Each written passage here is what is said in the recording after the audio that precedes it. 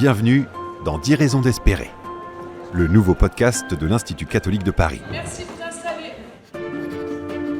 À l'occasion de ses 150 ans, l'ICP tend son micro à ceux qui agissent au quotidien pour faire bouger les lignes. Et à travers l'exemple, Dans chaque épisode, un enseignant-chercheur de l'ICP rencontre un porteur de projet engagé et inspirant. donc la question sous-jacente. Ensemble, ils échangent sur leurs actions pour redessiner l'avenir du monde.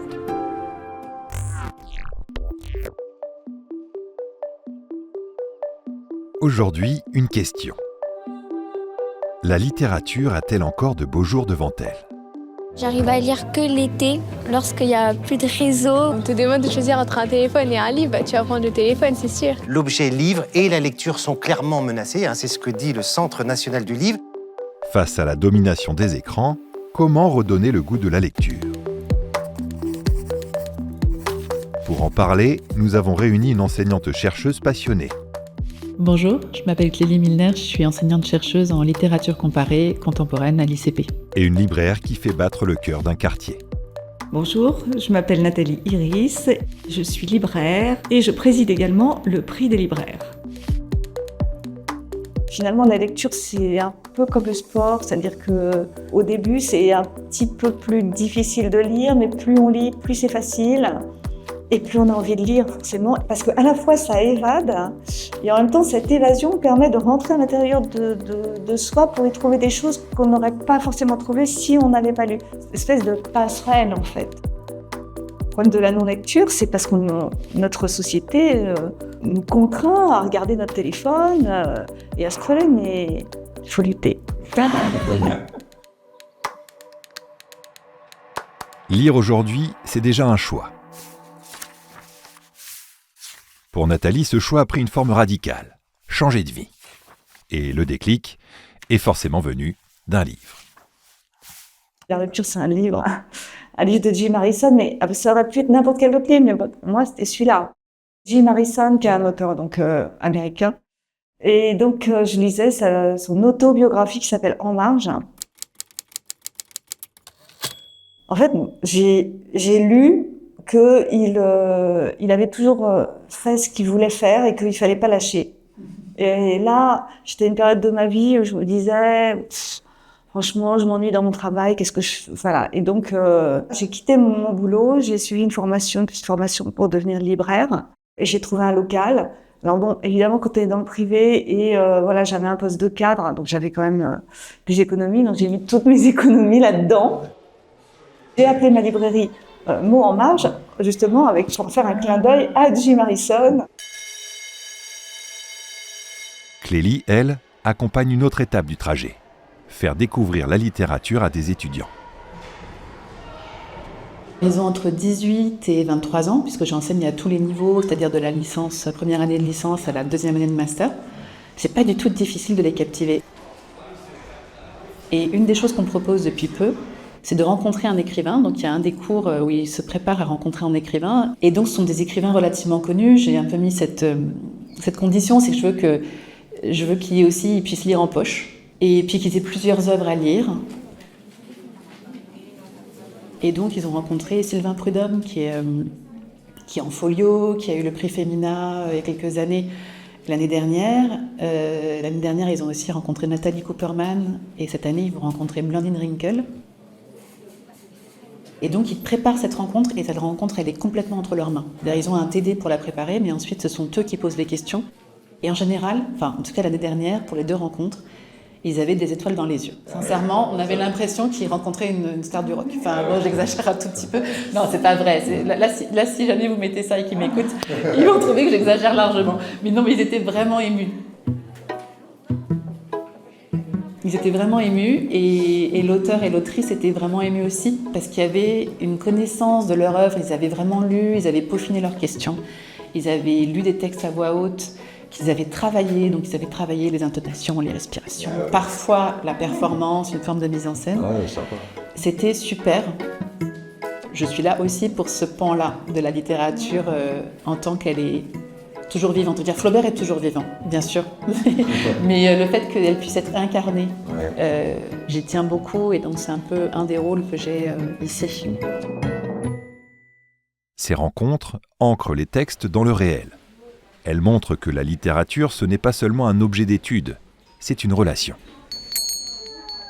Et cette idée de transmission, Nathalie la pousse encore plus loin à travers le prix des libraires qu'elle préside. Un prix porté par des libraires qui repose sur la lecture collective et qui met en avant des voix fortes, parfois peu médiatisées. En fait, le prix des libraires, on est 12, un jury de 12 jurés. Donc chacun, on apporte nos coups de cœur. Et ensuite, à partir de ces coups de cœur, on établit une première liste de 10 qu'on envoie à l'ensemble des libraires indépendants de la France et chacun vote pour leurs 5 préférés. Il y a presque 1000 libraires. Et cette année, c'était... Et donc en 2025, c'était Bérénice Pichat pour La Petite Bonne aux éditions Les Avrils. Une libraire et une prof. Clélie et Nathalie ont finalement la même mission.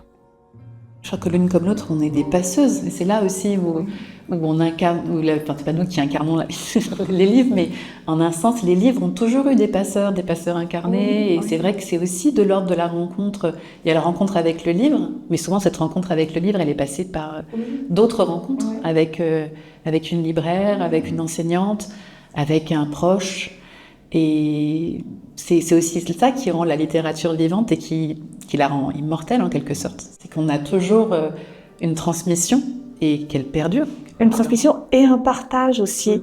Et je me rends compte peut-être aussi que dans Les Raisons d'espérer, il faudrait passer le message que partager un livre, partager une lecture, c'est partager son imaginaire et je trouve ça incroyable.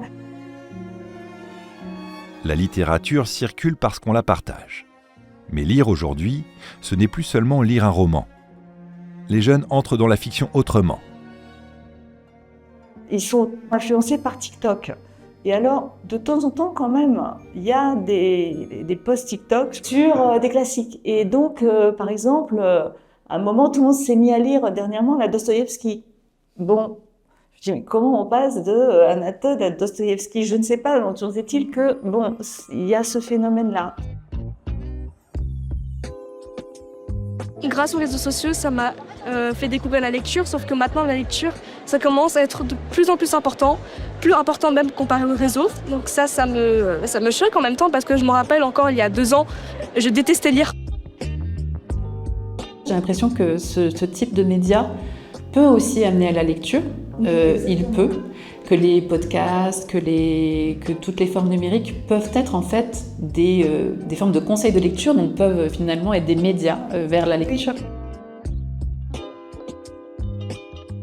Ce que j'avais vu, c'était qu'il y avait beaucoup de jeunes garçons, pour le coup, qui achetaient des mangas. Ce sont des objets livres et ce sont des objets culturels qui font monde commun pour eux. C'est-à-dire que dans tous les collèges, il y a des clubs manga. Et ça, je trouve ça... Bon, je ne dis pas que ça me donne un espoir pour la littérature, mais malgré tout, ils se tournent vers un objet livre, ils ont parfois leur série à eux, il faut absolument avoir lu tout One Piece, il y en a plus de 100, et soit ils vont à la bibliothèque, soit ils se les font offrir au fur et à mesure, et puis ils se retrouvent dans ce club manga où ils dessinent, où ils échangent sur ces objets qu'ils ont dans les mains quand même, et qui sont des objets papier. Il y a quand même une forme d'espoir. Tout à fait d'accord, ça reste un livre quand même. Voilà. Oui, ça se lit à l'envers. Et ça reste un récit. C'est à la fois un objet livre, un récit. Peu importe le format, ces pratiques ouvrent la porte. Elles ramènent vers les histoires et parfois vers les livres. Et puis pour donner ou redonner le goût de la lecture, Nathalie a ses propres portes d'entrée. Des livres qu'elle conseille souvent parce qu'ils touchent vite et qu'ils embarquent même ceux qui lisent peu. Je conseillerais en livre, je les conseillerais Gallifrey par exemple.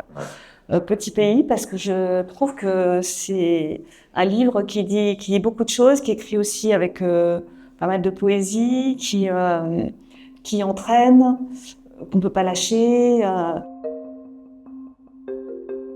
Et puis il y a ces livres qui déplacent le regard, qui ne donnent pas de réponse, mais qui obligent à réfléchir autrement, à regarder le monde un peu différemment.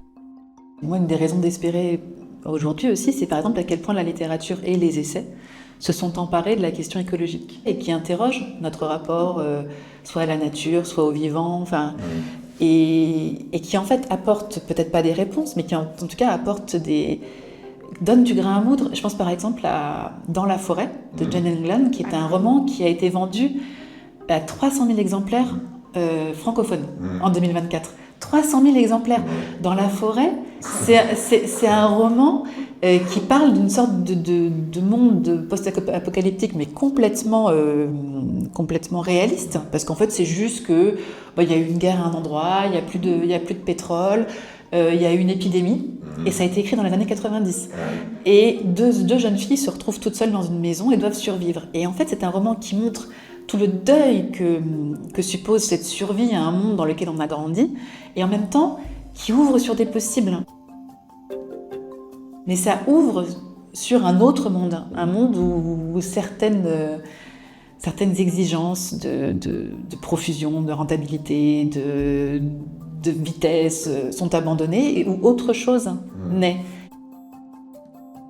Depuis les années 80, il y a beaucoup de gens qui disent que c'est par la fiction, c'est par le roman qu'on va pouvoir imaginer un après à un monde de totale déréliction écologique. Et moi, j'y crois un petit peu. Je ne dis pas que ça veut dire qu'on nous donne des solutions, mais on nous permet de le penser. En fait, on donne la conscience. Oui, déjà. Et une fois qu'on a donné la conscience, la moitié du chemin est faite. Parce que quand on a conscience d'un problème, c'est plus facile de le résoudre. Enfin, en tout cas, d'essayer de changer d'orientation, enfin, de faire au mieux, quoi. Ces moments rappellent que la littérature n'est pas figée dans les manuels. Elle continue de se vivre, ici et maintenant. La littérature, c'est aussi jouer avec nos mots et c'est aussi faire pétiller la vie, quoi. Le Grégoire Bouillet, que je lis beaucoup, il parle de primso. La littérature, c'est une raison d'espérer en soi, parce qu'en fait, la littérature, c'est pouvoir jouer avec le réel, c'est le configurer, donc c'est aussi lui donner des bornes, c'est aussi essayer de lui donner un sens. Et ça peut être un sens métaphysique, un sens politique, mais ça peut être aussi un sens de jeu, de rire, et que finalement la littérature, ça porte au quotidien. Ça donne envie de se lever le matin. Oui, et puis je pense que la littérature, en fait, ça permet de se trouver soi-même. Parce qu'à la fois, ça évade, et en même temps, cette évasion permet de rentrer à l'intérieur de soi pour y trouver des choses qu'on n'aurait pas forcément trouvées si on n'avait pas lu. Une espèce de passerelle, en fait, oui, pour aller vers son propre intime. Et ce que je dirais aussi, c'est que finalement, la lecture, c'est un peu comme le sport, c'est-à-dire que au début, c'est un petit peu plus difficile de lire, mais plus on lit, plus c'est facile, et plus on a envie de lire forcément, et plus on va découvrir plein de choses. Mais au départ, il faut se donner un petit peu de mal. Au départ, il faut faire quelques petits abdos avec les yeux, mais après, ça va. La littérature n'a en fait jamais cessé d'avancer. Elle change de forme. Elle emprunte d'autres chemins. Mais elle continue d'accompagner, de surprendre, de questionner notre manière d'être au monde. Elle révèle ce qu'on ne voyait plus et ouvre des espaces où l'on peut enfin respirer.